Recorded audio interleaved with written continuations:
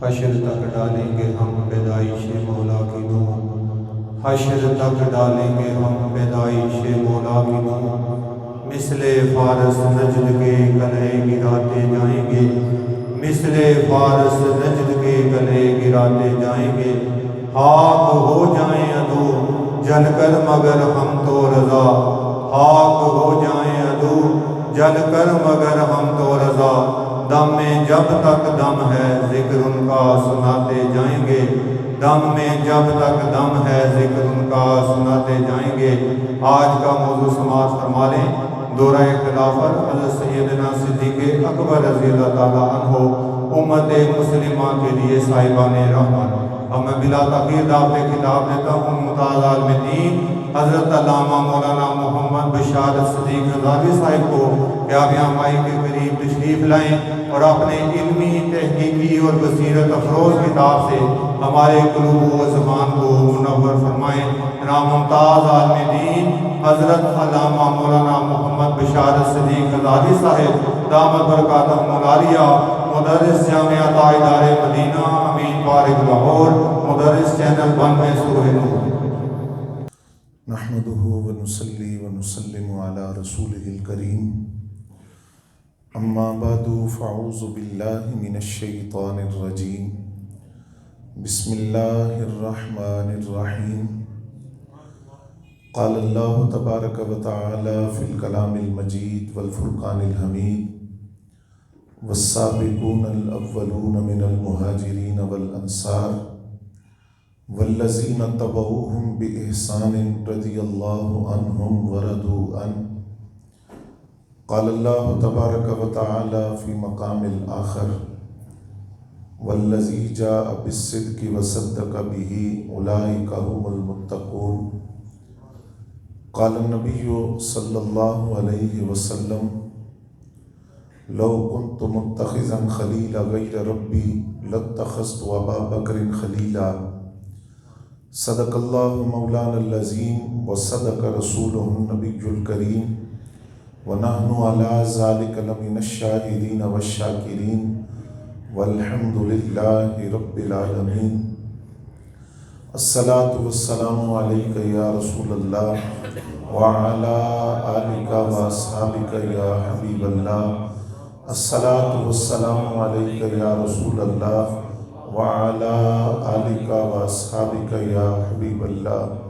الصلاۃ والسلام علیک یا رسول اللہ وعلی آلک واصحابک یا حبیب اللہ۔ حمد و ثنا کے بعد انتہائی واجب الاحترام، قابل صد احترام بزرگوں اور دوستوں،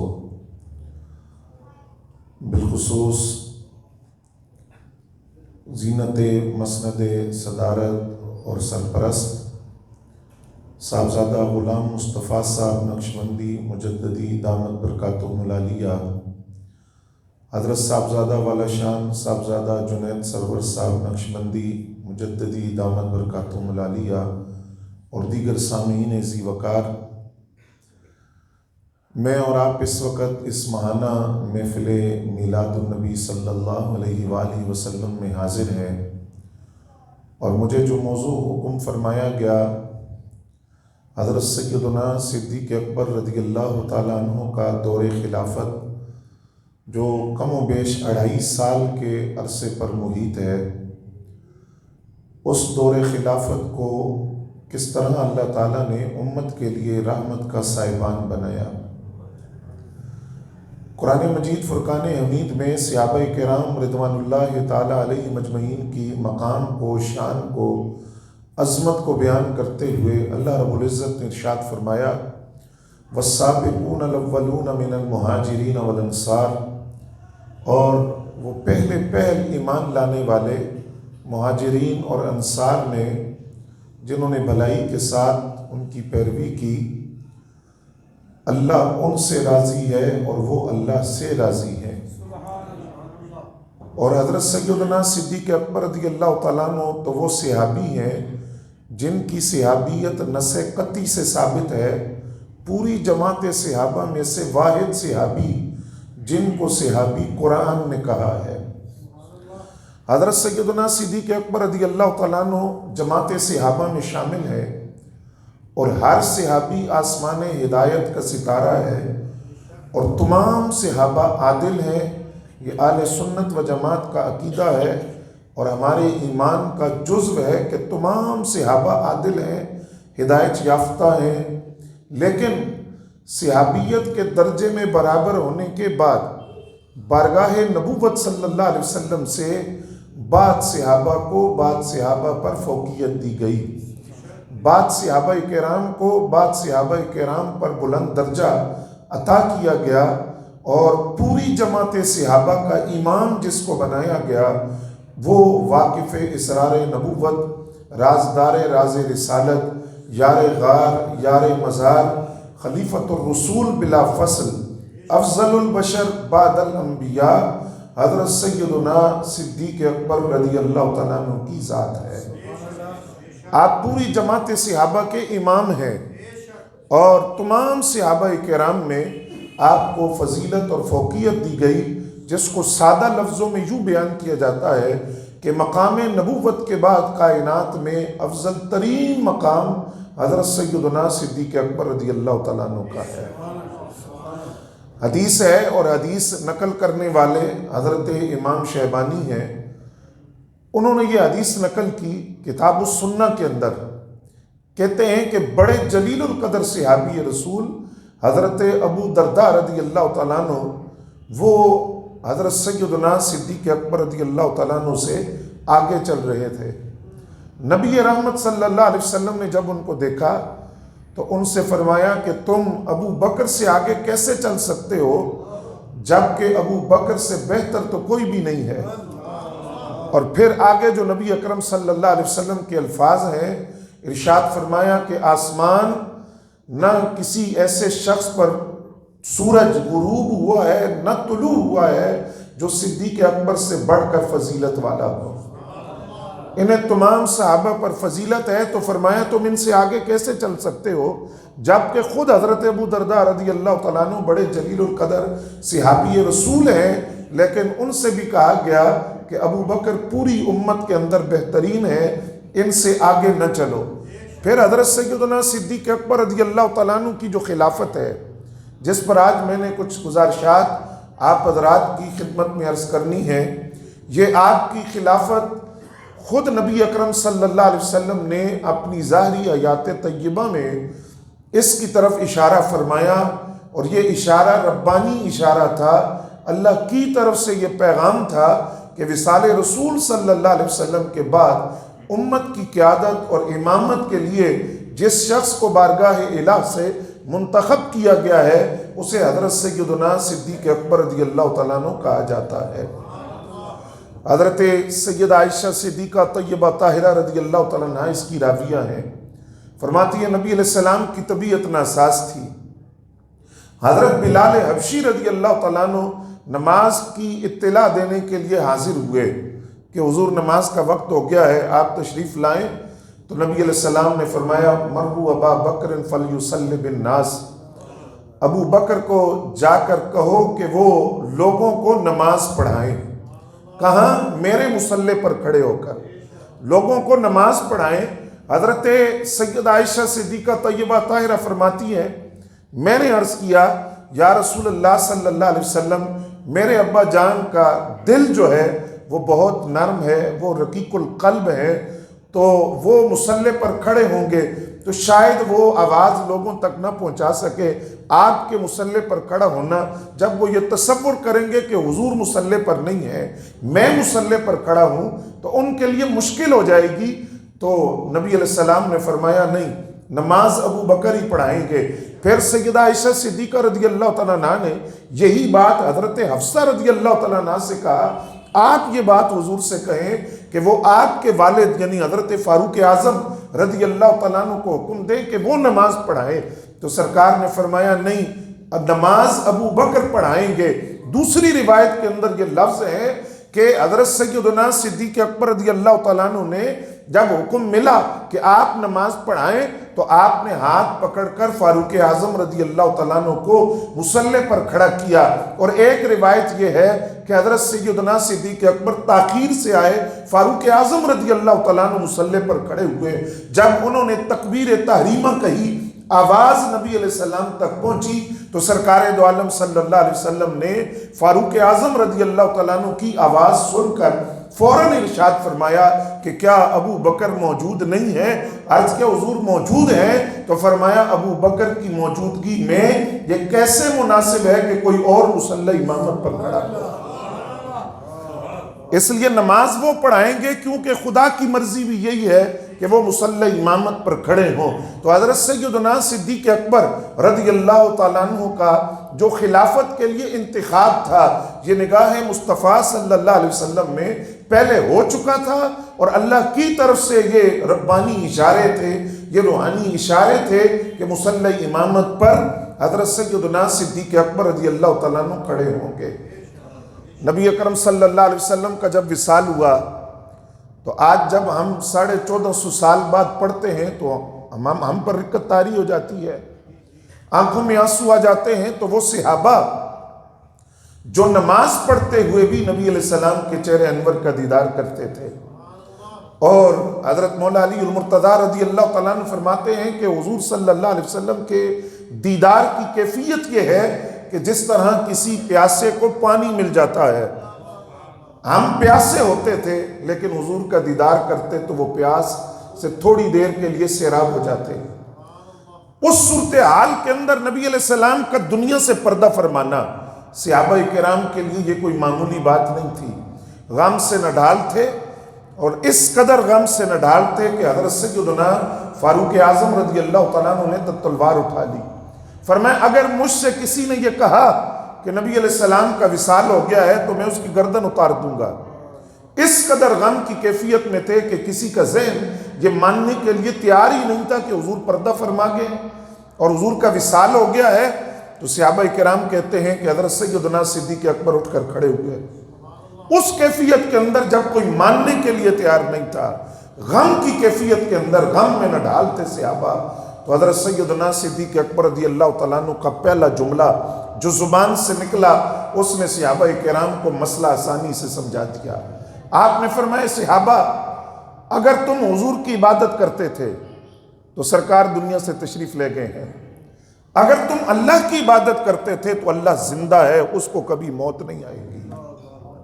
پھر قرآن مجید کی ایک آیت آپ نے پڑھی جس کا مفہوم یہ ہے، آپ نے ارشاد فرمایا کہ اللہ فرماتا ہے قرآن میں کہ محمد صلی اللہ علیہ وسلم تو رسول ہیں، پہلے بھی انبیاء و رسول آتے رہے، تو جب کوئی نبی یا رسول دنیا سے چلا جاتا یا شہید کر دیا جاتا تو کیا لوگ اپنی ایڑیوں کے بل پھر جاتے تھے، دین چھوڑ دیتے تھے؟ فرمایا نہیں، بلکہ اگر تم ایسا کرو تو اللہ کا کوئی نقصان نہیں کرو گے۔ انبیاء تو پہلے بھی آتے رہے، دنیا سے پردہ کر گئے، تو جب کوئی نبی دنیا سے چلا جائے تو بعد والوں کے لیے یہ روا تو نہیں ہے کہ وہ ایڑیوں کے بل پھر جائیں۔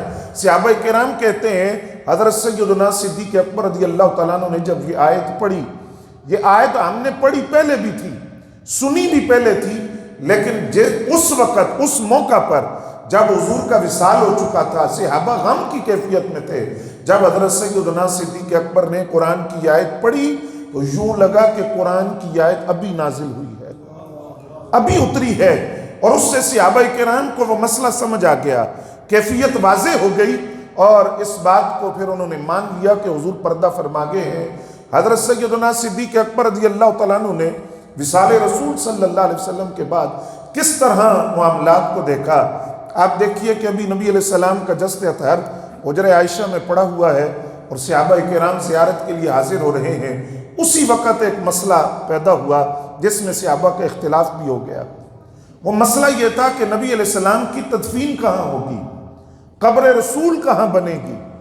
اس مسئلے کے اندر بعض صحابہ کرام نے یہ رائے دی کہ نبی علیہ السلام کی جو تدفین ہے وہ حضور کی جائے پیدائش چونکہ مکہ المکرمہ ہے تو نبی علیہ السلام کی تدفین مکہ المکرمہ میں ہونی چاہیے۔ بعض صحابہ نے یہ مشورہ دیا کہ نہیں، بلکہ مسجد اقصی بیت المقدس جو بہت سے انبیاء کا مدفن ہے، وہاں انبیاء کرام کی قبریں ہیں، تو بہتر یہ ہے کہ نبی علیہ السلام کی قبر مبارک بھی وہاں ہو۔ حضرت سیدنا صدیق اکبر رضی اللہ تعالیٰ عنہ اٹھ کر کھڑے ہوئے. آپ نے فرمایا میں اس مسئلے کو حل کرتا ہوں. آپ نے فرمایا کہ میں نے خود نبی علیہ السلام کی زبان اقدس سے یہ لفظ سنے کہ نبی کا جہاں وصال ہوتا ہے اس کی قبر بھی وہیں بنتی ہے، اس کو وہیں دفنایا جاتا ہے، وہیں اس کی تدفین ہوتی ہے. لہٰذا مکہ المکرمہ بھی نہیں اور مسجد اقصیٰ بھی نہیں، بیت المقدس بھی نہیں، بلکہ حضور کی تدفین یہی حجرہ عائشہ میں ہوگی. اس کے ساتھ یہ دوسرا مسئلہ اٹھا، وہ یہ تھا کہ نبی علیہ السلام نے جو میراث ہے وہ کیسے تقسیم ہوگی اور کس کس کو ملے گی، کیسے ملے گی. تو حضرت سیدنا صدیق اکبر رضی اللہ تعالیٰ عنہ نے فرمایا کہ یہ بات بھی میں نے نبی اکرم صلی اللہ علیہ وسلم سے سنی ہے کہ انبیاء کرام جب دنیا سے پردہ فرماتے ہیں تو وہ درہم اور دینار وراثت میں چھوڑ کر نہیں جاتے. ان کی میراث علم ہوتا ہے جس کے وارث علماء ہوتے ہیں. تو نبی علیہ السلام کی جو میراث ہے وہ صدقہ ہوگی اور حضور کی میراث تو اصل میں علم ہے جس کے وارث علماء ہیں. تو یہ دوسرا مسئلہ تھا جو فوری طور پر حضرت سیدنا صدیق اکبر رضی اللہ تعالیٰ عنہ نے اس کو حل کیا. ان دونوں مسئلوں کو حل کرنے کے بعد آپ سے یہ درخواست کی گئی کہ آپ لوگوں سے خلافت کے لیے بیعت لیں. یہ بڑا توجہ طلب مسئلہ ہے اور اہم مسئلہ بھی ہے. حضرت امام باقر رضی اللہ تعالیٰ عنہ جو خاندان رسول سے ہیں ان کی روایت ہے، فرماتے ہیں 7 دن تک حضرت سیدنا صدیق اکبر رضی اللہ تعالیٰ عنہ انکار کرتے رہے کہ میری بیعت نہ کرو، کسی اور کو خلیفہ بنا دو، کسی اور کو امارت دو، کوئی اور امیر بنے، کوئی اور قائد بنے، میری بیعت نہ کرو. 7 دن تک مسلسل آپ انکار کرتے رہے. 7 دن بعد جا کر جب صحابہ کرام اصرار کرتے رہے تو پھر حضرت سیدنا صدیق اکبر رضی اللہ تعالیٰ عنہ کی بیعت کی گئی اور آپ کی خلافت کا اعلان ہوا. آپ جب تخت خلافت پر بیٹھے ہیں تو آپ نے پہلا کام کیا کیا؟ خطبہ دیا. وہ خطبہ ایسا خطبہ ہے کہ جس کو آج ممالک اسلامیہ کی پارلیمنٹ کے اندر اور عدالتوں کے اندر، تھانہ کچہریوں کے اندر آویزہ کرنا چاہیے، جس کا ایک ایک لفظ بتا رہا تھا کہ اسلامی ریاست کی بنیاد کیا ہوتی ہے. پہلی بات حضرت سیدنا صدیق اکبر رضی اللہ تعالیٰ عنہ نے فرمایا مجھے خلیفہ بنایا گیا ہے، میں تم سے بہتر نہیں ہوں، تم ہی میں سے ہوں، اس لیے اگر میں کوئی بھلائی کا کام کروں تو میری اطاعت کرنا، ورنہ میری اطاعت تم پر لازم نہیں ہے، اور اگر مجھ سے کوئی خطا ہو، غلطی ہو تو مجھے سیدھا کر دینا. اس لیے میری اطاعت اس وقت تک لازم ہے جب میں کوئی بھلائی کا کام کروں، میں خیر کا کام کروں. پھر آپ نے فرمایا جو قوم جہاد چھوڑ دیتی ہے اللہ اس پر ذلت کو مسلط کر دیتا ہے، جو قوم بے حیا ہو جاتی ہے اللہ رب العزت اس پر مصائب اتارتا ہے. اور پھر حضرت سیدنا صدیق اکبر رضی اللہ تعالیٰ عنہ نے صحابہ کرام سے فرمایا اٹھو نماز پڑھو، اللہ تم پر رحم کرے. اور اس کے بعد آپ کا جو دور خلافت ہے وہ شروع ہوتا ہے. اب سب سے پہلا مسئلہ جو آپ کے سامنے تھا، کتنا بڑا مسئلہ تھا، اور میں آپ سے یہ بات عرض کروں، آج وہ لوگ جنہوں نے تاریخ کے ساتھ ظلم کیا اور روایات کو بگاڑ کر کچھ سے کچھ بنایا، آپ تدبر دیکھیے، حضرت سیدنا صدیق اکبر کا فراست دیکھیے. اس پہلی روایت سے آپ سمجھیے کہ اللہ نے کتنا تدبر اور فراست اور ذہانت آپ کو دی تھی. پہلا مسئلہ یہ تھا کہ آپ کو یہ خبر ملی بعض علاقوں کے اندر جو لوگ ہیں انہوں نے یہ کہا ہے کہ ہم نماز بھی پڑھیں گے، روزے بھی رکھیں گے اور حج بھی کریں گے، زکوٰۃ نہیں دیں گے، زکوٰۃ نہیں دیں گے. یہاں محدثین لکھتے ہیں کہ صرف زکوٰۃ نہ دینے کا مسئلہ نہیں تھا، مسئلہ یہ تھا کہ ان میں سے بعض لوگ زکوٰۃ کی فرضیت کا ہی انکار کر رہے تھے جو نص قطعی سے ثابت ہے. تو دین کے ایک رکن کا جب انکار شروع ہو گیا تو حضرت سیدنا صدیق اکبر رضی اللہ تعالیٰ عنہ نے فرمایا نماز پڑھیں، روزہ رکھیں، حج کریں، زکوٰۃ نہ دیں، میں موجود ہوں اور میری موجودگی میں دین میں کمی کی جائے یہ نہیں ہو سکتا. آپ نے فرمایا اگر کسی کے ذمے اونٹ کی ایک رسی بھی زکوٰۃ بنتی ہے تو میں اس سے وصول کروں گا، اور اس کے لیے میں جہاد کروں گا ان لوگوں کے خلاف کہ جو زکوٰۃ ادا نہیں کریں گے، زکوٰۃ سے انکار کریں گے، جہاد کروں گا.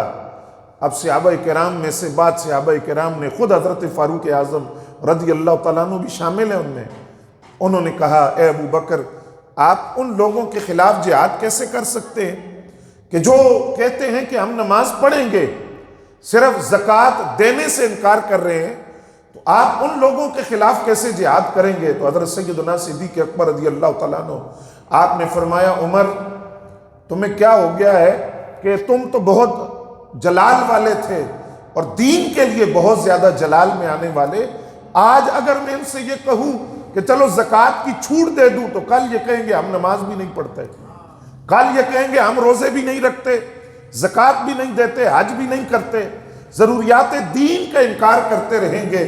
آپ نے فرمایا اگر ابو بکر کے جسم کو پرندے نوچیں یا ابو بکر کے جسم کو جانور پکڑ کر گھسیٹیں میں پھر بھی ان لوگوں کے خلاف جہاد کروں گا جو زکوٰۃ دینے سے انکار کر رہے ہیں۔ اب آپ نے لشکر تیار کیا، 11 گروپ اس کے بنا دیے گئے، مانعین زکوٰۃ جو زکوٰۃ نہیں دے رہے تھے ان کے خلاف ایک لشکر بھیجا گیا۔ اس کا نتیجہ یہ ہوا کہ جو لوگ انکار کر رہے تھے وہ خود زکوٰۃ لے کر مدینہ طیبہ حضرت صدیق اکبر کی بارگاہ میں حاضر ہوئے، خود حاضر ہوئے۔ اس موقع پر پھر صحابہ کرام نے یہ بات کہی کہ واللہ اگر حضرت صدیق اکبر رضی اللہ تعالیٰ عنہ ان کے خلاف جہاد نہ کرتے تو وہ تھوڑے عرصے بعد نماز کا انکار کر دیتے، حج کا انکار کر دیتے، ضروریات دین کا بالکل انکار کر کے مرتد ہو جاتے۔ تو حضرت سیدنا صدیق اکبر کی فراست اس وقت ہمیں سمجھ آئی کہ آپ نے ان کے خلاف جو جہاد کا اعلان کیا وہ دین کو مستحکم کرنے کے لیے تھا، ریاست مدینہ کے استحکام کے لیے تھا۔ حضرت سیدہ عائشہ صدیقہ طیبہ طاہرہ رضی اللہ تعالیٰ عنہا فرماتی ہیں وصال رسول کے بعد نبی اکرم صلی اللہ علیہ وسلم کے پردہ فرمانے کے بعد جتنی مشکلات کو میرے ابا جی نے دیکھا ہے، اتنی مشکلات اور مصیبتیں اگر پہاڑ پر پڑتی تو پہاڑ ریزہ ریزہ ہو جاتا، فتنے تھے ہر طرف، چاروں طرف فتنے تھے، اتنی مصیبتیں پہاڑ پر پڑتی تو پہاڑ ریزہ ریزہ ہو جاتے، لیکن وہ فرماتی ہیں کہ جیسے ہی حضرت سیدنا صدیق اکبر رضی اللہ تعالیٰ عنہ کو پتہ چلتا کہ ریاست اسلامیہ کے کس حصے سے کون سا فتنہ اٹھا ہے تو آپ اڑ کر وہاں پہنچتے اور اس فتنے کو پھیلنے سے پہلے جڑ سے اکھاڑ کر پھینک دیتے۔ انہی فتنوں میں سے ایک دوسرا فتنہ تھا، وہ بلکہ اس سے پہلے ایک فیصلہ جو حضرت سیدنا صدیق اکبر نے کیا جس میں بہت سے لوگوں نے اس کے مقابلے میں رائے دی لیکن آپ نے اس رائے کو قبول نہیں کیا۔ وہ مسئلہ یہ تھا کہ حضرت سیدنا صدیق اکبر رضی اللہ تعالیٰ عنہ جس وقت خلیفہ بنے، حضور کا وصال ہوا، ایک لشکر جس کو حضور نے خود روانہ کیا تھا، حضرت اسامہ بن زید رضی اللہ تعالیٰ عنہ کی قیادت میں لشکر اسامہ، خود حضور نے اس لشکر کو روانہ کیا رومی عیسائیوں سے مقابلے کے لیے۔ یہ لشکر ابھی مقام جرف پر تھا، یعنی مدینہ طیبہ سے زیادہ دور نہیں تھا، تو اطلاع ملی کہ حضور کا وصال ہو گیا ہے، تو حضرت اسامہ بن زید اپنے لشکر کو لے کر واپس مدینہ طیبہ آ گئے۔ نبی اکرم صلی اللہ علیہ وسلم کی تدفین ہو گئی۔ اس کے بعد حضرت سیدنا صدیق اکبر رضی اللہ تعالیٰ عنہ نے صحابہ کرام سے مشورہ طلب کیا کہ اس سلسلے میں کیا کرنا چاہیے، تو بہت سے صحابہ کرام کی رائے یہ تھی کہ حضرت اسامہ بن زید کے لشکر کو دوبارہ نہ بھیجا جائے۔ وجہ کیا ہے؟ فرمایا بہت سے علاقوں سے خبریں آ رہی ہیں کہ ارتداد کا فتنہ اٹھا ہے، لوگ مرتد ہو رہے ہیں، دین چھوڑ رہے ہیں۔ اس صورتحال کے اندر دین دشمن قوتیں جو پہلے سے طاق میں ہیں وہ ان لوگوں کو ساتھ ملا کر مدینہ طیبہ پر حملہ نہ کر دیں۔ اگر مدینہ پر حملہ ہوا تو پھر حضرت اسامہ بن زید کا لشکر بھی موجود نہ ہوا جس میں بڑے بڑے کمانڈر صحابہ موجود تھے، بڑے بڑے جرنیل صحابہ موجود تھے۔ اگر یہ لشکر مدینہ میں موجود نہ ہوا اور مرتدین نے حملہ کر دیا مدینہ طیبہ پر تو ہم ان مرتدین کا کیسے مقابلہ کریں گے؟ حضرت سیدنا صدیق اکبر کو جب یہ رائے دی، اب بظاہر یہ رائے سمجھ آتی ہے کہ لشکر کو روکنا چاہیے تھا، کیا تدبر تھا حضرت صدیق اکبر رضی اللہ تعالیٰ عنہ کا۔ آپ نے فرمایا جس لشکر کو حضور نے چلا دیا میں نہیں روک سکتا، یہ لشکر جائے گا۔ مدینہ طیبہ میں کیا ہوگا؟ میں مدینہ میں موجود ہوں، یہ لشکر جس طرح حضور نے روانہ کیا تھا یہ واپس جائے گا رومیوں کے مقابلے کے اندر۔ اب جب وہ لشکر روانہ ہونے لگا 7,000 اس کے اندر تعداد تھی صحابہ کرام کی، عساکر اسلامیہ اس کے اندر شامل، ایک جوش، ایک جذبہ۔ حضرت اسامہ بن زید 18 سال عمر، حضرت اسامہ بن زید بن حارثہ رضی اللہ تعالیٰ عنہ کے صاحبزادے، اب وہ ان کو سواری پر بٹھایا گیا۔ حضرت سیدنا صدیق اکبر نے سواری کی لگام پکڑی ہوئی ہے اور لشکر ہے، اور آگے حضرت اسامہ بن زید رضی اللہ تعالیٰ عنہ ہے، اور حضرت صدیق اکبر رضی اللہ تعالیٰ عنہ سواری کے ساتھ دوڑ رہے ہیں۔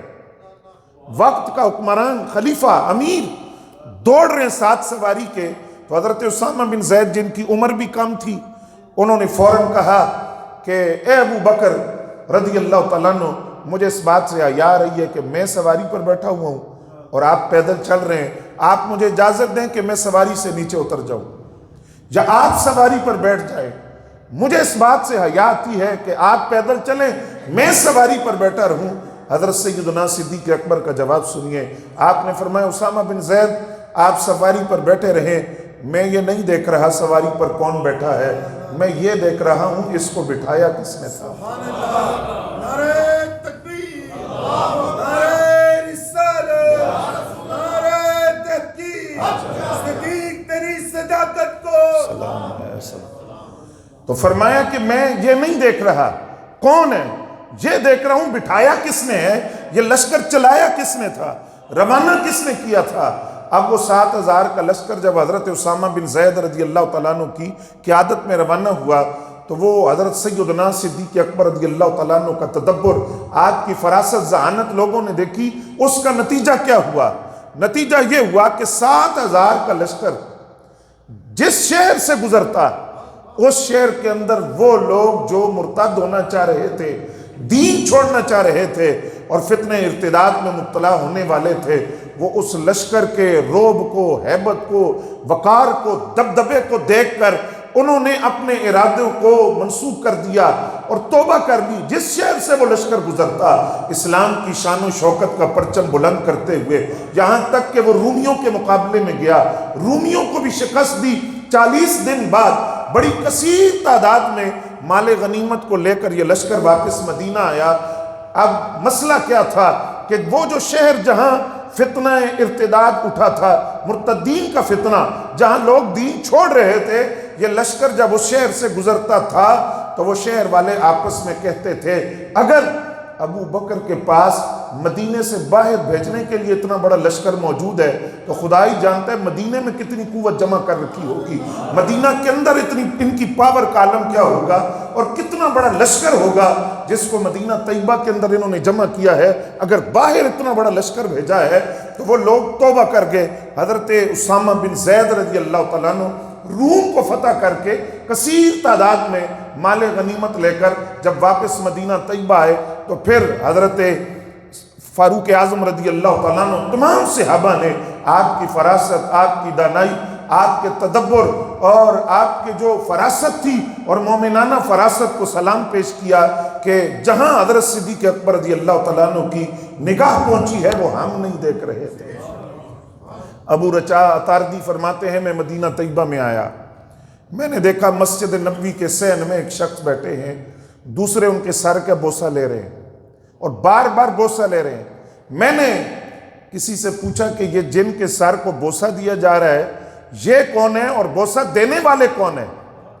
تو انہوں نے کہا جن کے سر کو بوسہ دیا جا رہا ہے یہ حضرت سیدنا صدیق اکبر رضی اللہ تعالیٰ عنہ ہے اور بوسہ دینے والے حضرت فاروق اعظم رضی اللہ تعالیٰ عنہ ہیں۔ تو پوچھا یہ ان کو کیوں بوسے دے رہے ہیں سر پر؟ کہ اس لیے بوسے دے رہے ہیں کہ انہوں نے لشکر اسامہ کو روانہ کیا تھا اور وہ لشکر اسامہ فتح یاب ہو کر آیا ہے، اور ایک روایت میں یہ ہے کہ انہوں نے مانعین زکوٰۃ کے خلاف جہاد کا اعلان کیا اور وہ لوگ اس جہاد کے نتیجے میں جو جس کے ذمہ زکوٰۃ بنتی تھی وہ زکوٰۃ خود لے کر مدینہ طیبہ حاضر ہوا اور حضرت سیدنا صدیق اکبر رضی اللہ تعالیٰ عنہ کے حوالے اس زکوٰۃ کو کیا۔ حضرت سیدنا ابو ہریرہ رضی اللہ تعالیٰ عنہ کے الفاظ جو تاریخ الخلفاء کے اندر امام سیوطی نے نقل کیے، آپ فرماتے ہیں اگر نبی اکرم صلی اللہ علیہ وسلم کے وصال کے بعد حضرت سیدنا صدیق اکبر رضی اللہ تعالیٰ عنہ خلافت کی ذمہ داریاں نہ سنبھالتے، امور خلافت کے اندر حصہ نہ لیتے، امت کی قیادت نہ سنبھالتے، الفاظ کس کے ہیں؟ احادیث نبویہ کے بحر بے کراں حضرت سیدنا ابو ہریرہ رضی اللہ تعالیٰ عنہ کے۔ اگر وصال رسول کے بعد حضرت سیدنا صدیق اکبر رضی اللہ تعالیٰ عنہ امور خلافت کی باغ ڈور اپنے ہاتھ میں نہ لیتے تو وہ فرماتے ہیں کہ خطرہ تھا کہ روئے زمین پر کوئی مسلمان ہی باقی نہ رہتا، کوئی مسلمان باقی نہ رہتا۔ اتنے فتنوں نے سر اٹھایا، یہ آپ کی فراست تھی، یہ آپ کا تدبر تھا، یہ آپ کی ذہانت تھی، جس کے نتیجے میں وہ مملکت اسلامیہ اور مستحکم ہوئی۔ جتنے فتنے اٹھے ان فتنوں کو اٹھنے سے پہلے آپ نے دبا دیا۔ اور تاریخ نگاروں نے جو یہ لکھا ہے کہ حضرت فاروق اعظم رضی اللہ تعالیٰ عنہ کا جو 10 سالہ دور خلافت ہے، اس کی کامیابی کے پیچھے بھی یہ 2.5 سال ہے۔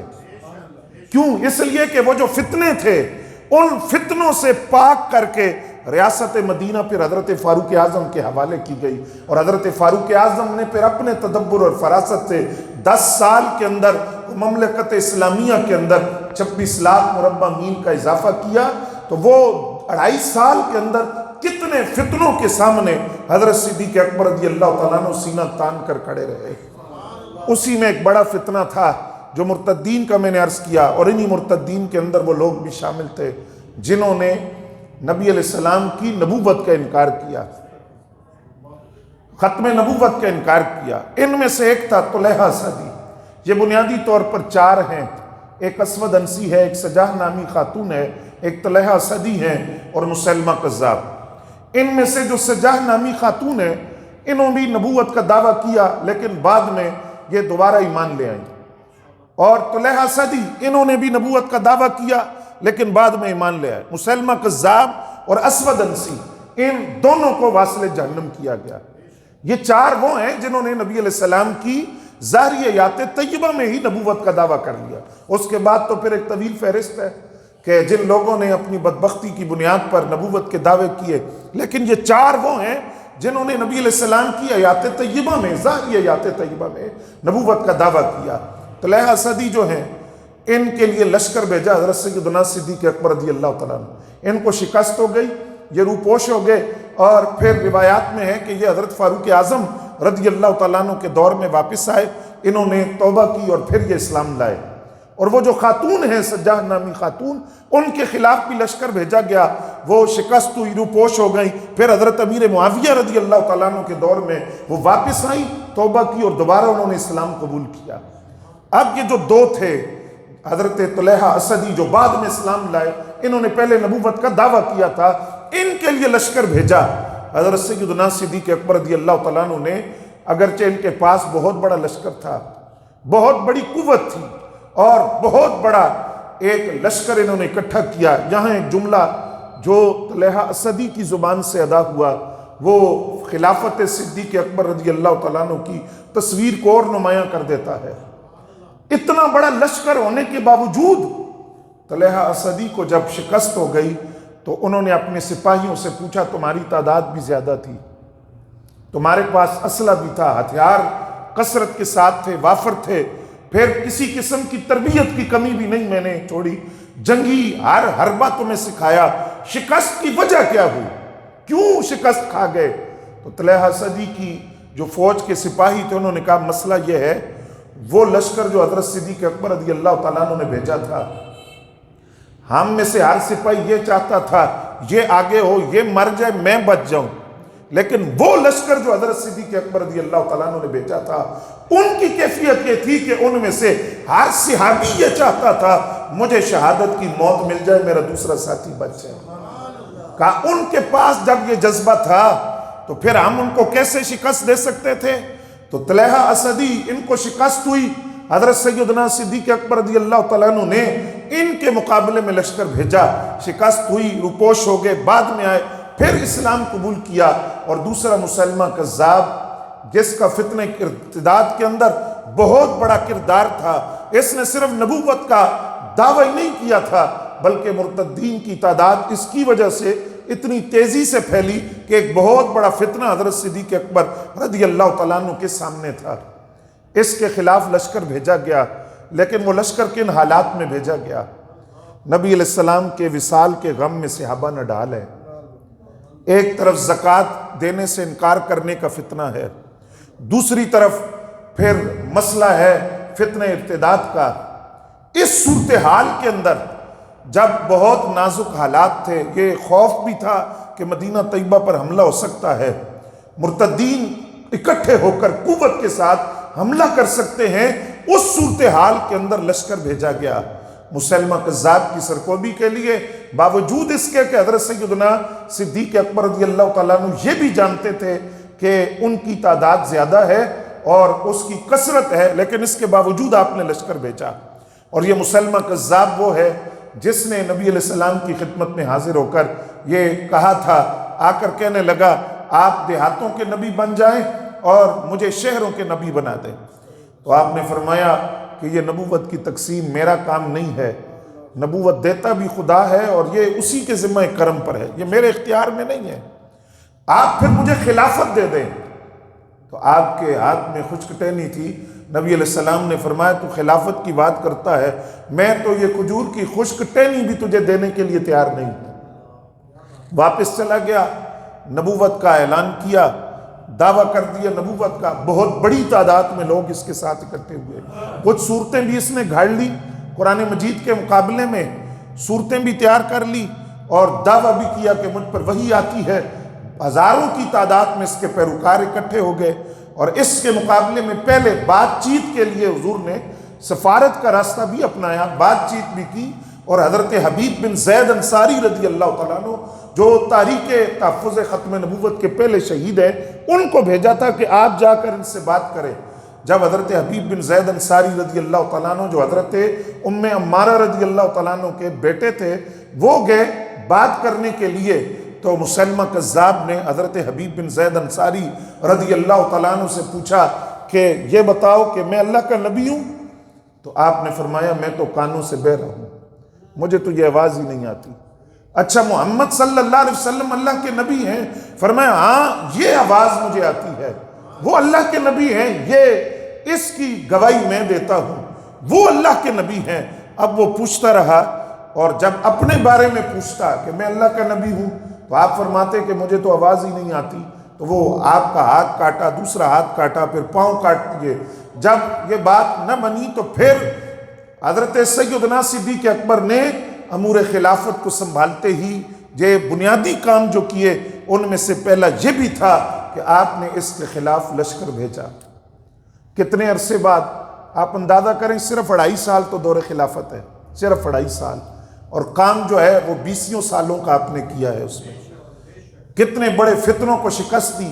اور یہ جو لشکر آپ نے بھیجا، میں آپ کی توجہ چاہوں گا، اس اعلان کے لفظ آپ کو سنانا چاہتا ہوں، اس سے پتہ چلے گا کہ عقیدہ ختم نبوت کا تحفظ کس قدر اہم ہے۔ جو لفظ حضرت سیدنا صدیق اکبر نے بولے اس لشکر کو بھیجتے ہوئے، آپ نے فرمایا مدینہ طیبہ کے اندر کوئی مرد باقی نہ رہے، کوئی مرد مدینے میں باقی نہ رہے، اور جو بدری ہیں وہ بھی آئیں، احد والے بھی آئیں۔ اور بدریوں کو خاص طور پر اس لیے مخاطب کیا کہ بدری صحابہ کے لیے یہ قانون بن چکا تھا کہ ان کا بدری ہونا ہی کافی ہے، آج کے بعد یہ کسی جنگ میں نہیں جائیں گے، آج کے بعد کسی مہم میں شریک نہیں ہوں گے، ان کا یہ اعزاز کافی ہے کہ یہ بدری صحابی ہیں۔ لیکن وہاں حضرت سیدنا صدیق اکبر رضی اللہ تعالیٰ عنہ نے جب اعلان کیا تو اس اعلان میں یہ الفاظ بولے کہ بدری صحابہ بھی نکلیں، احد والے بھی نکلیں، کیونکہ مسئلہ بڑا اہم ہے۔ اب وہ لشکر اکٹھا ہوا، اور حضرت خالد بن ولید اور حضرت ابو عبیدہ رضی اللہ تعالیٰ عنہ ان کی قیادت میں یہ لشکر گیا۔ بھیجنے والے حضرت سیدنا صدیق اکبر رضی اللہ تعالیٰ عنہ تھے، اور ایک روایت یہ ہے کہ آپ خود بھی نکلے، صاحب خود بھی نکلے، اور مولا علی المرتضیٰ رضی اللہ تعالیٰ عنہ نے آپ سے یہ کہا کہ اس سے پہلے حضور کا وصال ہو چکا، اب یہ دوسرا غم نہیں ہم دیکھ سکتے، آپ واپس آئیں، آپ ریاست کے جو معاملات ہیں ان کو دیکھیں، آپ واپس آئیں۔ یہ لشکر جا رہا ہے جنگ یمامہ کے اندر، یہ لڑیں گے، حضور کی ختم نبوت کا تحفظ کریں گے، آپ ان کو جانے دیں۔ اور خود حضرت مولا علی المرتضیٰ نے حضرت سیدنا صدیق اکبر رضی اللہ تعالیٰ عنہ کی سواری کی لگام تھام کر ان کو واپس مدینہ طیبہ میں لے کر آئے۔ اب جب یہ لشکر گیا تو بڑی معروف روایت ہے جس کو البدایہ والنہایہ میں بھی نقل کیا گیا، وہ یہ ہے کہ پیش قدمی نہیں ہو رہی تھی۔ لشکر بہت بڑا تھا، ایک باغ تھا جس کا نام تھا حدیقۃ الرحمن، انہوں نے نام رکھا ہوا تھا مسلمہ کذاب۔ حدیقۃ الرحمن قلعہ تھا، اس کے اندر محصور ہو گئے اور چاروں طرف سے دیواریں بھی اور اس کی فصیلیں اور دروازے، اپنے آپ کو بند کر لیا اور گویا اپنے آپ کو محفوظ سمجھا کہ یہاں ہمیں کوئی کچھ نہیں کہہ سکتا۔ اب وہ قلعے کا دروازہ کھلے، لشکر اندر جائے، ان سے مقابلہ کرے، پیش قدمی نہ ہوئی تو حضرت خالد بن ولید رضی اللہ تعالیٰ عنہ نے خط لکھا حضرت سیدنا صدیق اکبر رضی اللہ تعالیٰ عنہ کو کہ یہاں صورتحال یہ ہے کہ لشکر کی پیش قدمی نہیں ہو رہی، اب آپ بتائیں کہ ہم کیا کریں؟ جہاں تعداد ادھر زیادہ ہے ادھر کم ہے، لیکن اس کے باوجود ان کے جذبے جوان ہیں۔ اور پھر حضرت خالد بن ولید رضی اللہ تعالیٰ عنہ کے یہ الفاظ آپ نے صحابہ کرام سے فرمایا، ایسی جنگ نہ تم نے پہلے کبھی لڑی ہے نہ آئندہ کبھی تم لڑو گے، اس لیے اپنے جذبوں کو جوان رکھو، ہمت نہ ہارنا۔ خط لکھا حضرت سیدنا صدیق اکبر رضی اللہ تعالیٰ عنہ کو، تو آپ نے جواباً حضرت خالد بن ولید کو جواب دیا، فرمایا اگر پیش قدمی نہیں ہو رہی، مشکل ہے، تو پھر وہی کرو جو نبی علیہ السلام کی ظاہریات طیبہ میں ہم کیا کرتے تھے۔ جب ایسے حالات پیدا ہو جاتے، مشکل آ جاتی، پیش قدمی نہ ہوتی، تو وہی جو حضور کی ظاہریات طیبہ میں ہمارا معمول تھا وہی کرو۔ وہ کیا تھا؟ فرمایا تم یا محمد کے نعرے لگاتے جاؤ اور آگے بڑھتے جاؤ۔ جیسے ہی حضرت سیدنا صدیق اکبر رضی اللہ تعالیٰ عنہ کا یہ پیغام میدان یمامہ میں پہنچا تو پھر وہی صدائیں بلند ہوئی، باوجود اس کے کہ حضور وصال فرما چکے تھے، لیکن پکارا صحابہ نے سرکار کو اسی نیت اور عقیدہ بتانے کے لیے، ان کو جب بھی پکارو وہ سنتے بھی ہیں، جواب بھی دیتے ہیں۔ یہ لشکر آگے بڑھا، حدیقۃ الرحمن جس کے اندر مسلمہ کذاب اور اس کے پیروکاروں نے اپنے آپ کو بند کیا ہوا تھا، تو اس لشکر کے سامنے جا کر ایک صحابی رسول حضرت برا بن مالک رضی اللہ تعالیٰ عنہ، آپ نے یہ فرمایا کہ یہ دروازہ نہیں کھولیں گے، تم اس طرح کرو، مجھے اٹھا کر قلعے کے اندر پھینکو، میں اندر سے دروازہ کھولتا ہوں۔ کہا جان چلی جائے گی، فرمایا چلی جائے، حضور کی ختم نبوت پر پہرا دینا ہے۔ لیکن یہ جو منکرین ختم نبوت ہیں، جن کی سرکوبی کے لیے ہمیں صدیق اکبر رضی اللہ تعالیٰ عنہ نے اتنے مشکل حالات کے باوجود انہوں نے یہ لشکر بھیجا ہے، تو ہم نے نبرد آزما بھی ہونا ہے اور ان کا قلعہ کما کر کے واپس جانا ہے۔ تم مجھے اٹھا کر دیوار پر بٹھا دو، آگے بس میں جانوں، میرا کام جانے۔ تو آپ کو دیوار پر بٹھایا گیا، آپ نے اندر قلعے کے اندر چھلانگ لگائی، عین اس کے پیروکاروں کے درمیان، اور کئیوں کو واصل جہنم کرتے کرتے آپ نے اس قلعے کا دروازہ کھولا، اور سیدنا صدیق اکبر کا بھیجا ہوا لشکر اس قلعے کے اندر داخل ہوا۔ ہزاروں کی تعداد میں مسلمہ کذاب کے پیروکاروں کو واصل جہنم کرنے کے بعد مسلمہ کذاب کو قتل کیا گیا۔ حضرت برا بن مالک نے اپنی جان کا نذرانہ پیش کر دیا، جام شہادت نوش کیا، لیکن منکرین ختم نبوت میں سے ایک بہت بڑا کردار مسلمہ کذاب، جس نے فتنہ ارتداد کو اس قدر پھیلایا کہ ہزاروں کی تعداد میں لوگ مرتد ہوئے، اس کو واصل جہنم کیا گیا۔ اور یوں یہ اعزاز حضرت سیدنا صدیق اکبر رضی اللہ تعالیٰ عنہ کے حصے میں آیا کہ ختم نبوت کا پہلا محافظ حضرت سیدنا صدیق اکبر رضی اللہ تعالیٰ عنہ، اس امت میں سے وہ پہلا محافظ جو کہلایا ہے وہ حضرت صدیق اکبر رضی اللہ تعالیٰ عنہ تھا۔ یہ جو اول ہونے کا اعزاز ہر جگہ نظر آتا ہے، اسلام لانے میں اول، دعوت و تبلیغ میں اول، اسلام کے پہلے خطیب اور پھر ختم نبوت کے پہلے محافظ بھی بنے، اور پہلا لشکر آپ نے روانہ کر کے مسلمہ کذاب کو واصل جہنم کیا۔ یہ آپ کا بہت بڑا کارنامہ تھا۔ تو یہ تین بنیادی فتنے چھوٹے چھوٹے فتنوں کے ساتھ یہ 3 بڑے فتنے تھے۔ ایک مانعین زکوٰۃ کا مسئلہ تھا، دوسرا لشکر اسامہ کی روانگی کا جو مسئلہ تھا اس میں جو اختلاف تھا، اس میں حضرت سیدنا صدیق اکبر کا تدبر، آپ کا فراست، آپ کی ذہانت، اور یہ تیسرا مسئلہ مسلمہ قذاب کی سرکوبی کے لیے اور اس کے جو پیروکار تھے ان کو واصل جہنم کرنے کے لیے آپ نے جو لشکر بھیجا، ان تینوں فتنوں کو جڑ سے اکھاڑ کر پھینکا ہے حضرت سیدنا صدیق اکبر رضی اللہ تعالیٰ عنہ نے۔ اچھا، آپ کا انداز حکومت کیا تھا؟ وہ نہیں کہ جب آپ تخت خلافت پر بیٹھے تو اب حیثیت بدل گئی ہے، اب آگے پیچھے ہٹو بچوں کی صدائیں ہیں اور آگے پیچھے فوج ظفر موج ہے اور لاؤ لشکر ہے۔ نہیں، جس دن آپ نے امور خلافت کو سنبھالا اس سے اگلے دن ہی حضرت سیدنا فاروق اعظم رضی اللہ تعالیٰ عنہ نے دیکھا کپڑوں کی گانٹ حضرت صدیق اکبر نے کندھے پر رکھی ہوئی ہے اور بازار میں جا رہے ہیں۔ کپڑے کے تاجر بھی تھے، تجارت کرتے تھے، تو حضرت فاروق اعظم رضی اللہ تعالیٰ عنہ نے کہا ابو بکر آپ کدھر جا رہے ہیں؟ کہا میں اپنی تجارت کے لیے۔ کہا اب آپ کپڑے کی تجارت کریں گے تو امور خلافت کو کون دیکھے گا؟ تو آپ نے فرمایا اب یہ ذرا تصور کیجئے اسلامی ریاست کے اندر ایک جو حکمران ہے وہ کیا تصور رکھتا ہے۔ آپ نے فرمایا عمر اگر میں تجارت نہیں کروں گا تو میرا جو گھر کا نظام ہے وہ کیسے چلے گا؟ کمانا تو ہے نا، گھر کا نظام بھی تو چلانا ہے، خلیفہ بن گیا ہوں لیکن میں محنت نہیں کروں گا تو گھر کا نظام کیسے چلے گا؟ حضرت فاروق اعظم رضی اللہ تعالیٰ عنہ نے عرض کیا آپ واپس چلیں، ہم آپ کا وظیفہ مقرر کریں گے، ایک وظیفہ جس سے آپ کا گزارا ہو۔ جو وظیفہ مقرر کیا گیا تو وہ وظیفہ کچھ زیادہ تھا۔ آپ نے فرمایا اس کو کم کرو۔ انہوں نے پوچھا کتنا کم کریں؟ فرمایا مدینے کے اندر ایک عام مزدور کو جو ملتا ہے وہ میرا وظیفہ مقرر کیا جائے۔ تو کہا وہ تو بہت کم ہے۔ فرمایا اسی لیے تو کہہ رہا ہوں وہ مقرر کرو، اگر میرا گزارا ہوا تو ٹھیک، نہ ہوا تو مجھے یہ احساس تو ہوگا جب میرا گزارا نہیں ہو رہا تو وہ مزدور کیسے گزارا کرے گا، اس لیے میرا وظیفہ تھوڑا کم مقرر کیا جائے۔ وظیفہ مقرر ہو گیا۔ ایک دن آپ کی اہلیہ نے حلوہ پکایا، شیرینی پکی۔ جب آپ کھانے کے لیے بیٹھے تو آپ نے اپنی اہلیہ سے پوچھا یہ کہاں سے آیا ہے؟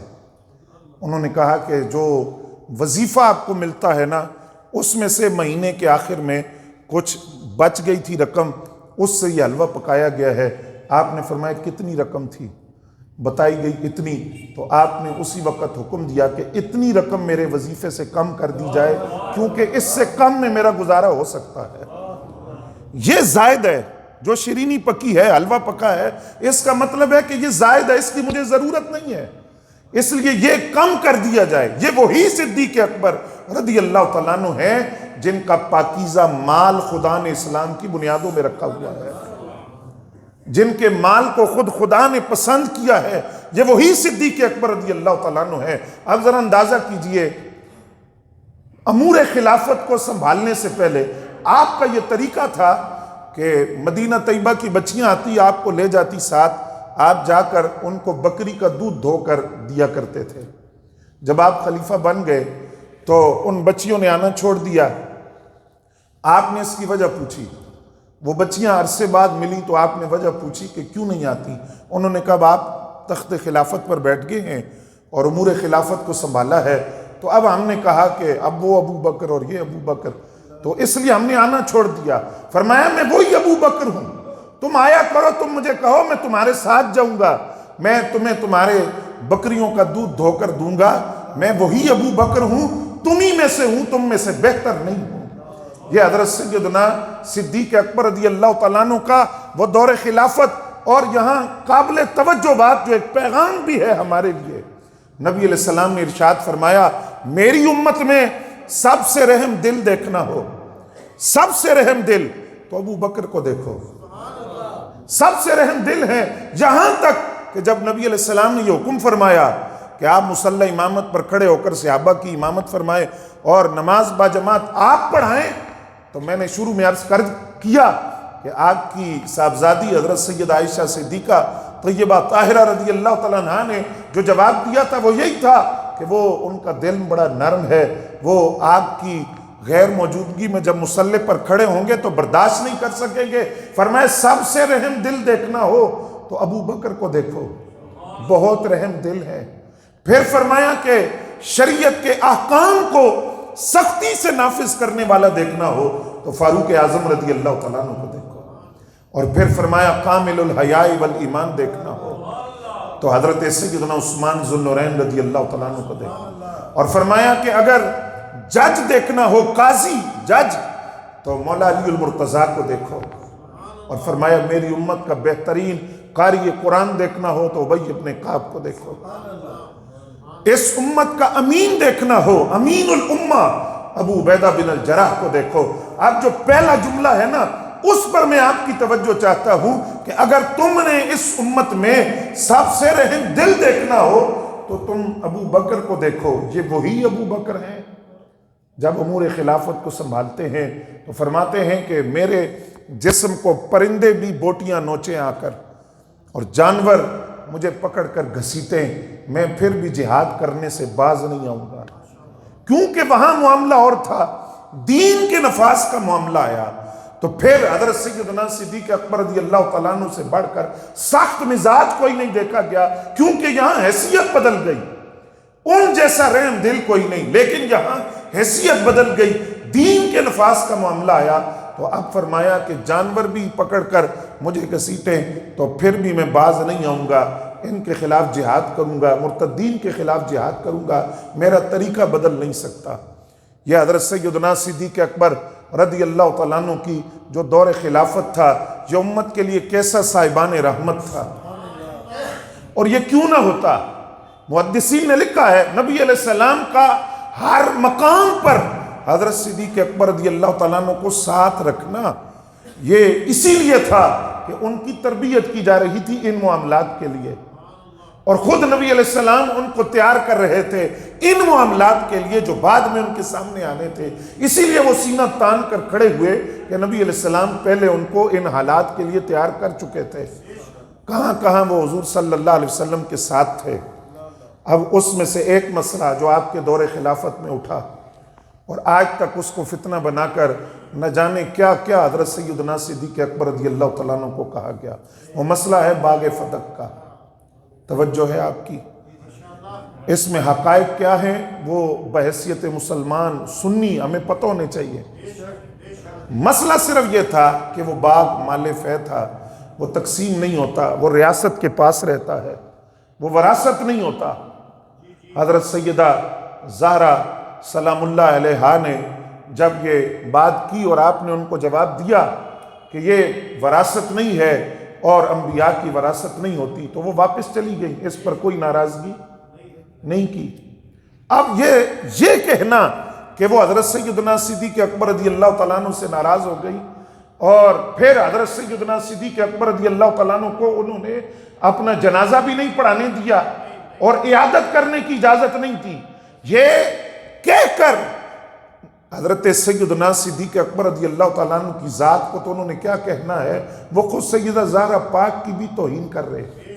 کیوں؟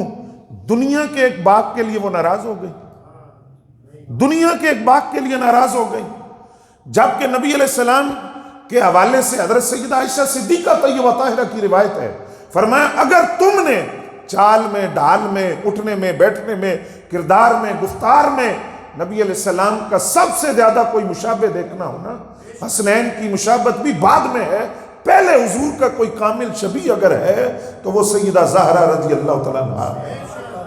جب وہ ظاہراً نبی اکرم صلی اللہ علیہ وسلم کی شباہت ہے تو کیا ان کی باطنی اور روحانی تربیت سرکار نے نہیں فرمائی تھی؟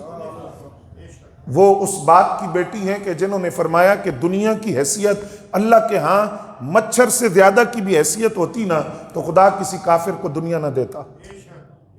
اس دنیا کی کوئی حیثیت نہیں اور یہ کافروں کے لیے جنت ہے اور کوئی حیثیت نہیں ہے، اور مردار بکری کو وہ پھول چکی تھی، اس کو دیکھ کر حضور صلی اللہ علیہ وسلم نے فرمایا کہ یہ حیثیت ہے دنیا کی، تو اس نبی کی بیٹی باغ کے لیے ناراض ہو جائیں گی کہ مجھے باغ نہیں ملا۔ ایک مسئلہ تھا، اس کی وضاحت ہو گئی، جب وضاحت ہو گئی تو حضرت سیدنا صدیق اکبر رضی اللہ تعالیٰ عنہ سیدہ زہرا پاک بیمار ہیں، عیادت کے لیے آئے۔ مولا علی المرتضیٰ نے سیدہ فاطمہ الزہرا سے پوچھا کہ ابو بکر آئے ہیں عیادت کے لیے، ان کو آنے کی اجازت دوں؟ تو اگر ناراضگی ہوتی تو وہ کیا فرماتی کہ نہیں، اجازت نہیں ہے؟ نہیں، انہوں نے کہا آپ شوہر ہیں، آپ جیسے چاہے کریں۔ تو حضرت مولا علی المرتضیٰ سیدنا صدیق اکبر کو لائے، اور اس وقت سیدنا صدیق اکبر رضی اللہ تعالیٰ عنہ نے یہ جملہ بولا، فرمایا اے زہرا، آپ کی رضا کے لیے، آپ کو راضی کرنے کے لیے میں اپنا گھر، اپنے باغات، سب کچھ آپ کے نام کر سکتا ہوں، اور میں اپنی بیٹی عائشہ سے اتنی محبت نہیں کرتا جتنی آپ سے محبت کرتا ہوں، وہ میری بیٹی ہے، آپ رسول اللہ صلی اللہ علیہ وسلم کی بیٹی ہیں۔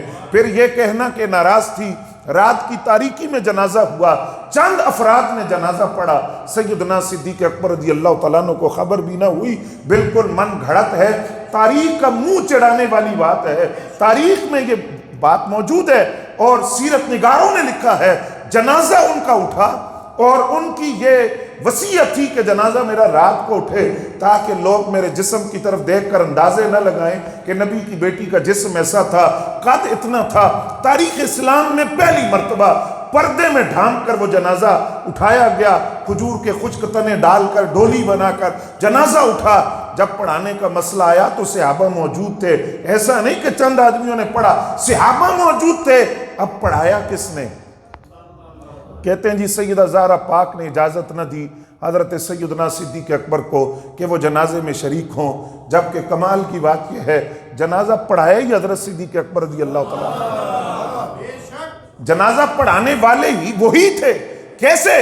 جس وقت جنازے کا وقت آیا تو حضرت سیدنا صدیق اکبر رضی اللہ تعالیٰ عنہ نے مولا علی المرتضیٰ رضی اللہ تعالیٰ عنہ سے کہا آپ شوہر ہیں، آپ کا حق زیادہ ہے، آپ جنازہ پڑھائیں، آپ شوہر ہیں، آپ کی اہلیہ کا جنازہ ہے، اس حیثیت سے کہ آپ شوہر ہیں آپ جنازہ پڑھائیں۔ تو مولا علی المرتضیٰ نے جواب دیا، فرمایا ابو بکر آپ کی موجودگی میں آگے کیسے کھڑا ہو سکتا ہوں، جبکہ خود میں نے نبی اکرم صلی اللہ علیہ وسلم کی زبان اقدس سے یہ سنا ہے جس قوم میں ابو بکر موجود ہو اس قوم میں کسی کے لیے مناسب نہیں کہ ابو بکر کی موجودگی میں وہ آگے بڑھ کر مصلی پر کھڑا ہو۔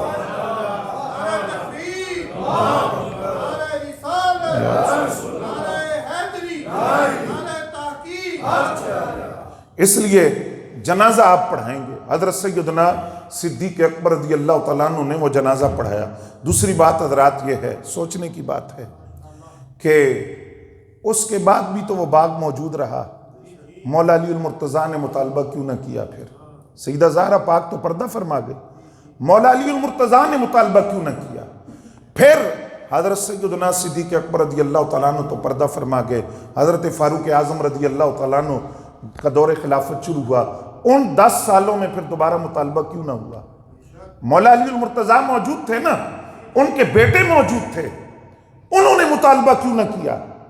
کیوں نہ مانگا وہ باغ، اور وہ کیوں ناراض نہیں ہوئے اس بات پر؟ پھر حضرت عثمان غنی رضی اللہ تعالیٰ عنہ کا دور، پھر خود حضرت مولا علی المرتضیٰ کا دور، تو وہ باغ پھر بھی اسی حیثیت میں رہا جس طرح حضرت سیدنا صدیق اکبر رضی اللہ تعالیٰ عنہ کے دور میں تھا۔ اس کا مطلب یہ ہے کہ وہ ایک مسئلہ تھا جو سیدنا صدیق اکبر نے سیدہ زہرا پاک کے سامنے بیان کیا، وہ مسئلہ کلیئر ہو گیا۔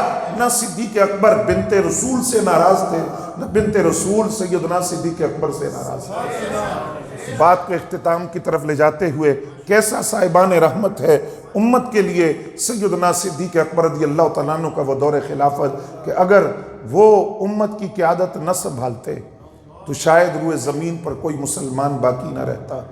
ہر طرف فتنے ہوتے، مرتدین کا فتنہ ہوتا، فتنہ ارتداد ہوتا۔ آپ نے 2.5 سال کے اندر وہ ساری آزمائشوں کو مقابلہ، 20 سال کے وہ فتنے تھے، عرصہ لگتا ان فتنوں کو ختم کرنے میں۔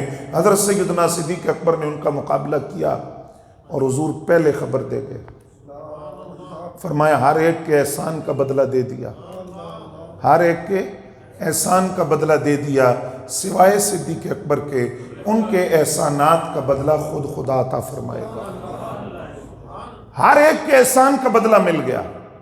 اچھا وہ جو احسانات کا بدلہ ہر ایک کو تو مل گیا، حضرت سیدنا صدیق اکبر رضی اللہ تعالیٰ عنہ کے لیے فرمایا ان کے احسانات کا بدلہ خود خدا عطا فرمائے گا۔ کیسے؟ وہ بدلہ کوئی خاص ہوگا جو خود خدا دے گا، وہ کیا ہوگا؟ حضرت داتا صاحب نے کشف المعجوب میں ایک ولی کامل کا ذکر کیا، حضرت ابو تراب رضی اللہ تعالیٰ عنہ، اور یہی حضرت ابو تراب ان کا ذکر تذکرۃ الاولیاء میں حضرت شیخ فرید الدین عطار رحمۃ اللہ علیہ نے بھی کیا۔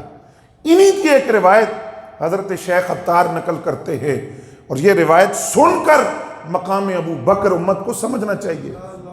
وہ فرماتے ہیں کہ ایک میرا مرید تھا، جو وہ چاہتا تھا وہ میرے پاس نہیں تھا، وہ جو چاہتا تھا، تو میں نے ایک دن اس سے کہا تو جو مجھ سے چاہتا ہے وہ میرے پاس نہیں ہے، تو بایزید بستامی کے پاس چلا جا، وہ تجھے وہاں ملے گا۔ اس نے کہا میں بایزید کے پاس جا کر کیا کروں؟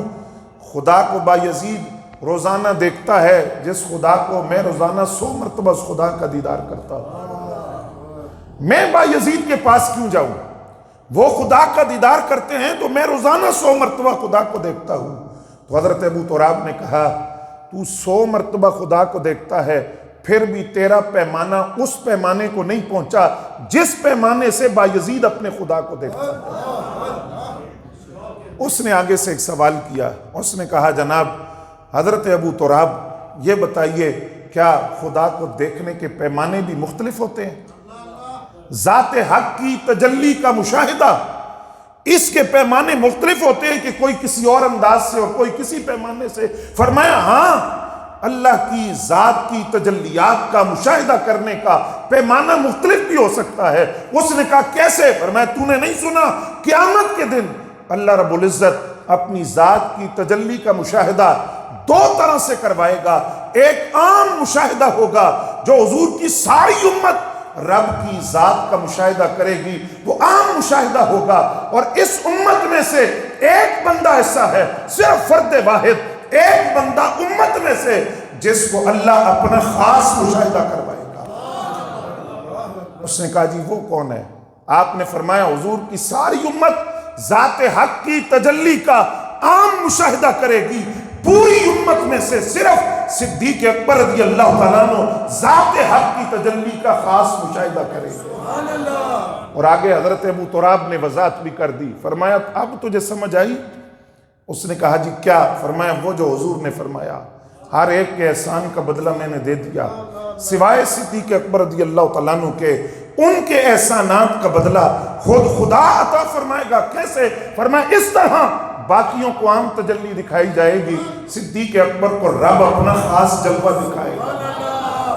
اور یہ تکبیر، نعرہ رسالت، صدیق تیری صداقت کو سلام ہے۔ اس لیے یہ مسئلہ افضلیت سیدنا صدیق اکبر رضی اللہ تعالیٰ عنہ کا یہ بھی کوئی اختلافی مسئلہ آپ بولیں ذرا سارے، اختلافی مسئلہ نہیں ہے۔ اس پر امت کا 14 صدیوں سے اجماع چلا رہا ہے، اور وہ اجماع یہی ہے کہ پوری کائنات انسانیت کے اندر ایک عام بندہ ہے، بندے سے اوپر بندہ مومن، بندہ مومن سے اوپر نیک مومن، نیک مومن سے اوپر شہید، شہید سے آگے مجتہد کا مقام، مجتہد سے آگے اوتاد، اوتاد سے آگے ابدال، ابدال سے آگے قطب، قطب سے آگے غوث، غوث سے آگے غوث اعظم، غوث اعظم سے آگے تابی، تابی سے آگے صحابی، صحابہ میں بیت رضوان والے افضل، ان سے افضل احد والے، ان سے افضل بدری صحابہ، ان سے افضل عشرہ مبشرہ، ان سے افضل حضور کے چاروں یار،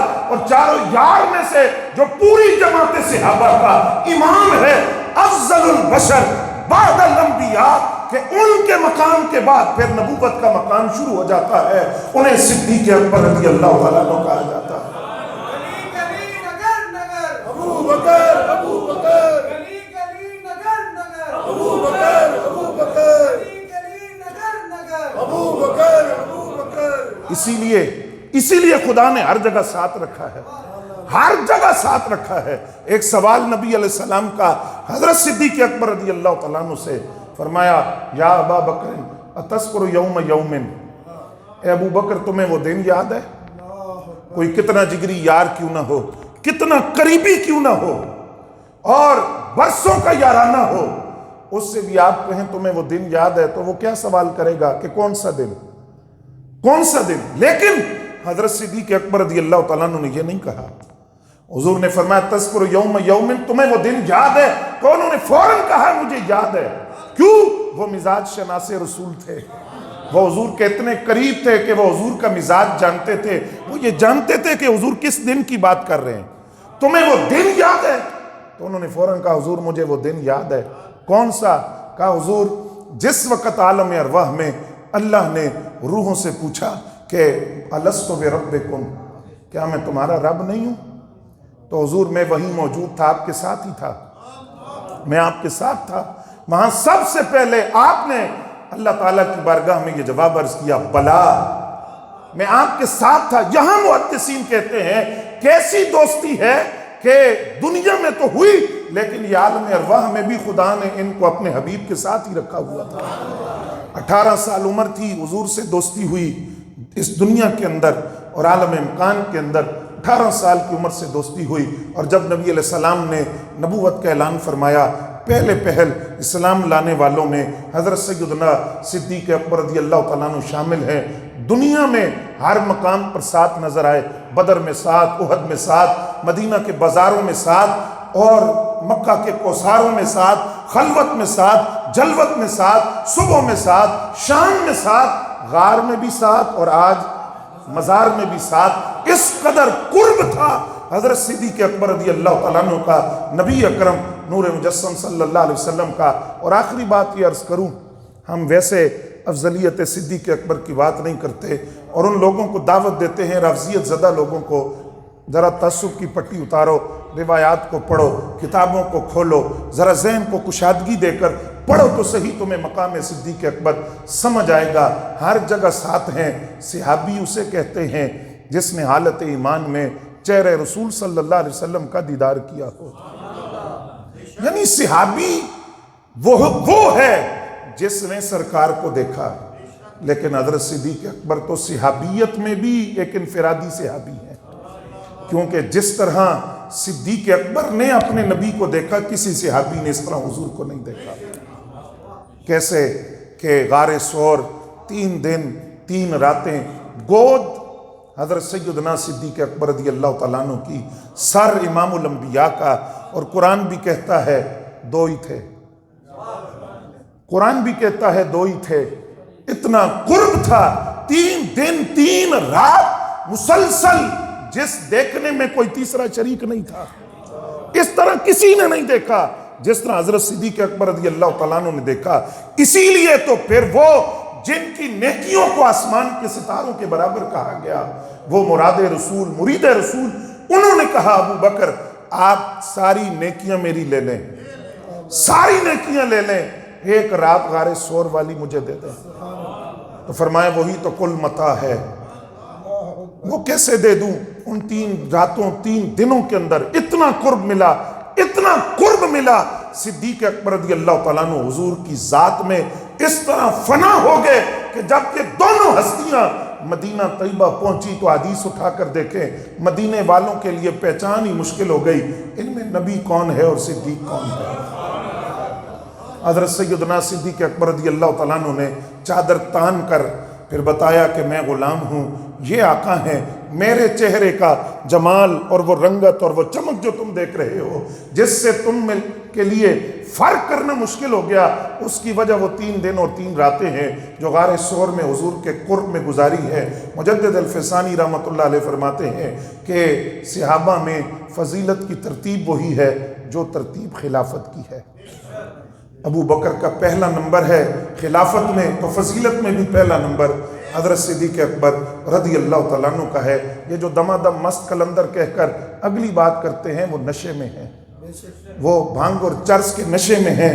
جب ایمان کے جام بھر بھر کے پیے ہوں تو پھر یہی کہیں گے دمادم مست قلندر ابو بکر کا پہلا نمبر۔ اللہ رب العزت سے دعا ہے اسی عقیدے پر زندہ رکھے، اور عقیدہ حق اہل سنت و جماعت جو دنیا میں بھی اور آخرت میں بھی نجات کا ضامن ہے، اس عقیدے پر موت عطا فرمائے۔ وما علینا الا البلاغ۔